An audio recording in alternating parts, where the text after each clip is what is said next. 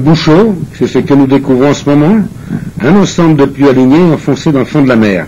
Ces pieux sont en chêne ou en vieux pin d'une longueur de 5 mètres. Tout commence ici avec ces cordes de coco qui seront disposées en mer et sur lesquelles viendra se fixer une substance génitale libérée par les moules.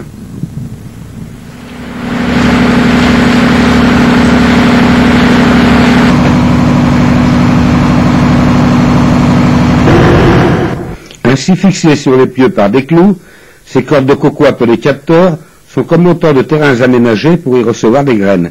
La reproduction s'effectue de mars à juin. En mai, les cordes chargées de minuscules moules que l'on appelle les naissins sont coupées en longueur de 2,50 m et enroulées en spirale autour des pieux.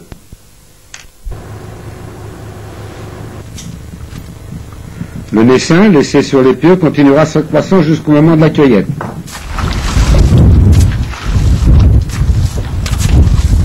Vous pouvez expliquer ce que vous êtes en train de faire, s'il vous plaît? Je suis en train de pêcher du naissin de moule.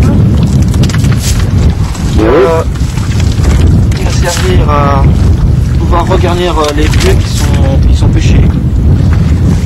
Ces petites moules, on les mettra dans un petit filet qu'on appelle le boudin et qu'on en tournera autour du pieu, le pieu pêché, tout simplement.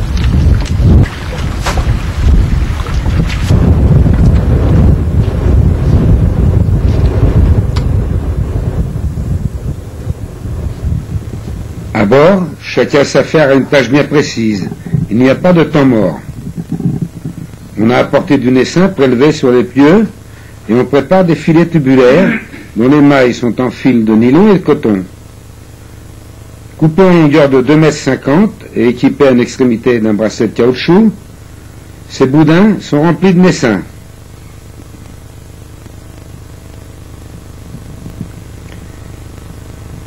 Dès la marée du lendemain, ils seront mis en place autour des pieux.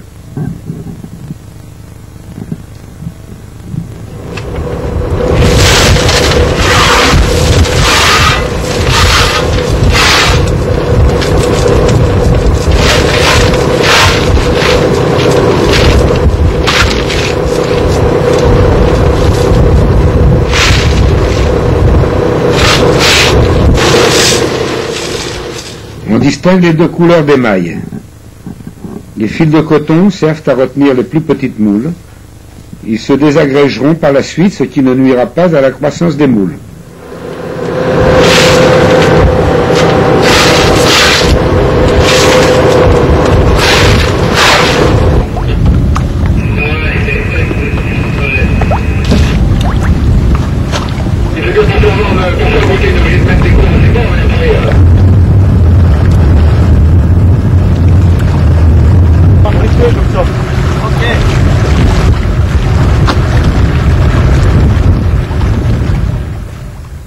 Autour de ces pieux apparaissent les boudins mis en place lors d'une précédente marée. Aujourd'hui, on complète le garnissage des pieux.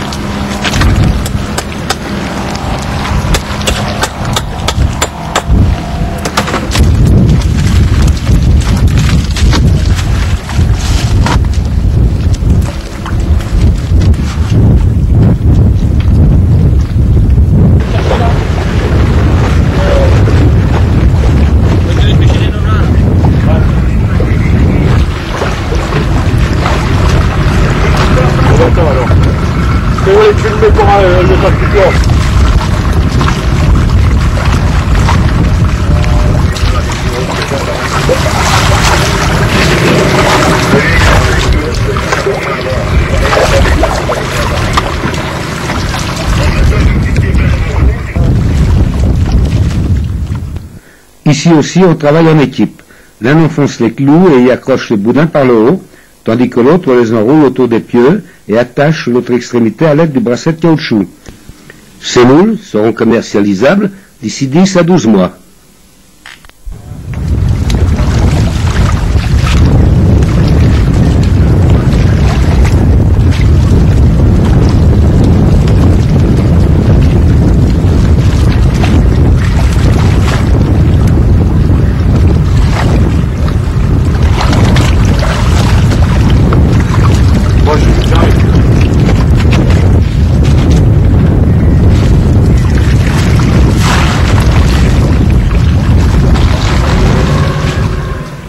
La moule se nourrit en prenant dans l'eau de mer ce qui lui convient.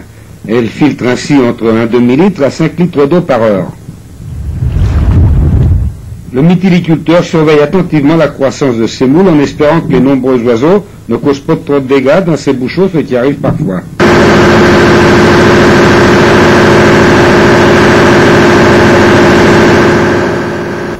Après de longs mois d'attente et de surveillance, le moment est venu pour le mytiliculteur de recueillir le fruit de son dur labeur.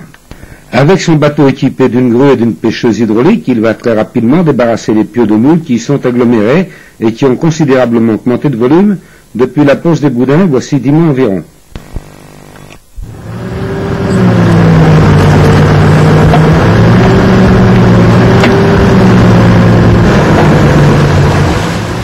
Les moules ainsi recueillis sont déposés dans un filet tendu sur le pont en attendant d'être lavés, mis en sac et étiquetés, ou bien tout simplement déposés en attente dans un réservoir situé sur le chemin du retour.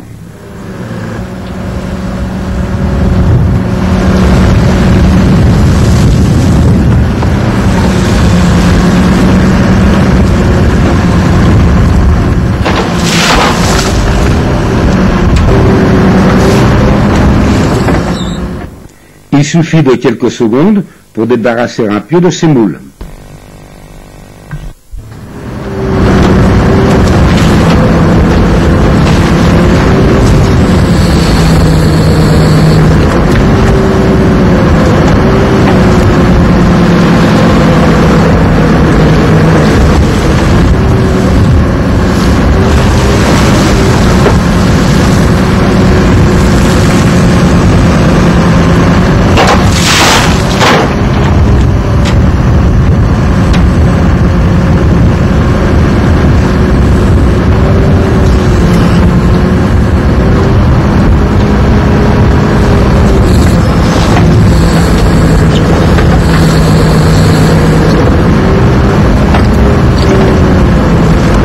Les coquillages sont étalés en une couche peu épaisse, ce qui leur permet, dans le cas présent, de continuer de se nourrir en filtrant l'eau, lorsque la mer est haute.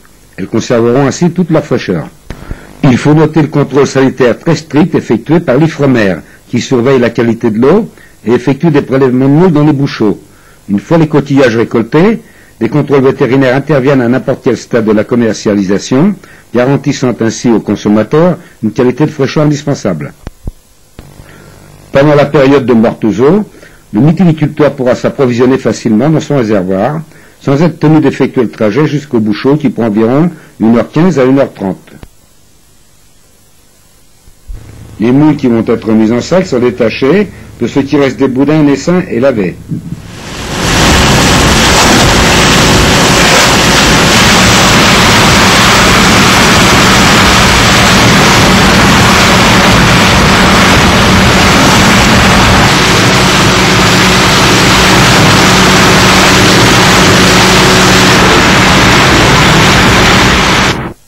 Elles sont dès maintenant prêtes à être consommées.